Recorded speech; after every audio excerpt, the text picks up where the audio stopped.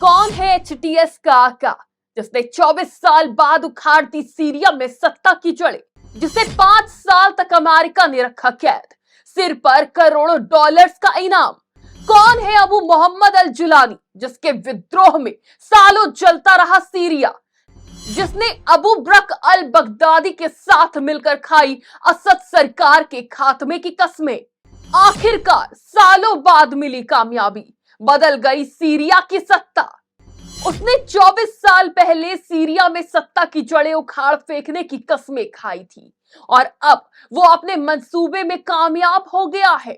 Syria में विद्रोह की चिंगारी फूंक कर सालों तक संघर्ष की आग लगाने वाला अबू मोहम्मद अल जुलानी, जिसका संगठन हयात तहरीर अल शाम अब सीरिया की राजधानी दमिश्क पर पूरी तरह कब्जा कर चुका है।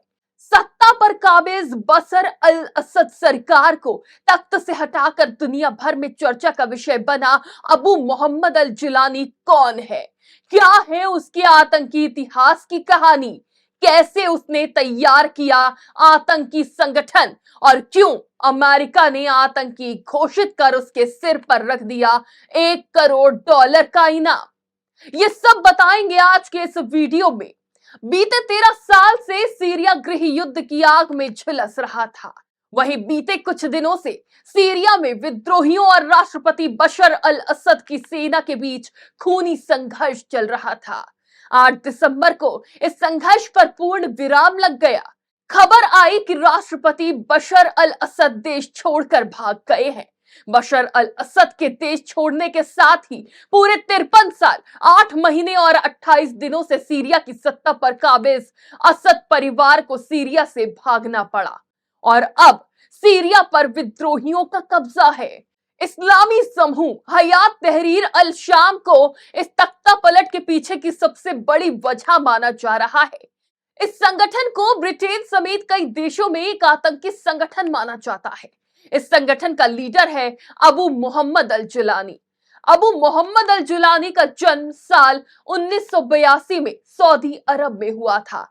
बाद में वो सीरिया की राजधानी दमिश्क आ गया। उससे पहले जुलानी के दादा गोलान हाइट्स में रहते थे। ये वही इलाका है जहां इजराइल सीरिया की सीमा मिलती है। 1967 में जब अरब इजराइल युद्ध हुआ तो जुलानी के दादा वहां से चले गए। जुलानी एक ऐसा इंसान है जो बचपन से ही संघर्ष और जंग देखते हुए बड़ा हुआ था। अरब की सियासत और इजराइल फिलिस्तीन संघर्ष ने उस पर अपनी गहरी छाप छोड़ी थी। 2003 में जब अमेरिका ने इराक में अपनी सेना भेजी तो जुलानी भी विद्रोह में शामिल होने के लिए बगदाद चला गया। उसी समय वो अलकायदा के साथ जुड़ा। जुलानी को अमेरिकी सेना ने हिरासत में ले लिया था। वो 5 सालों तक अमेरिकी जेल में रहा। 2011 में सीरिया में असद के खिलाफ गृह युद्ध तेज हुआ। इस दौरान बगदादी ने जुलानी को नुसरा फ्रंट नाम की अलकायदा शाखा स्थापित करने के लिए सीरिया भेजा, जिसके बाद जुलानी ने अलकायदा की सीरियाई शाखा अल नुसरा फ्रंट की स्थापना की। 2016 में जुलानी अलकायदा से अलग हो गया और जमात फतेह अल शाम यानी कि JFS का गठन किया।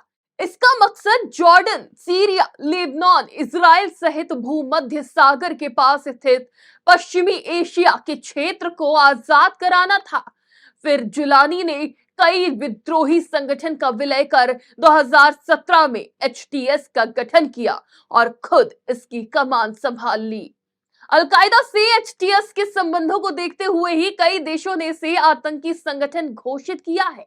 जुलानी अब अपनी छवि बेहतर करने में लगा है। वो अब खुद को सहनशीलता के चैंपियन के रूप में दर्शाता है। उसने सीरिया के धार्मिक और जातीय अल्पसंख्यकों को आश्वस्त करने के लिए कई जनजातियों और समूहों के साथ संपर्क मजबूत किया है।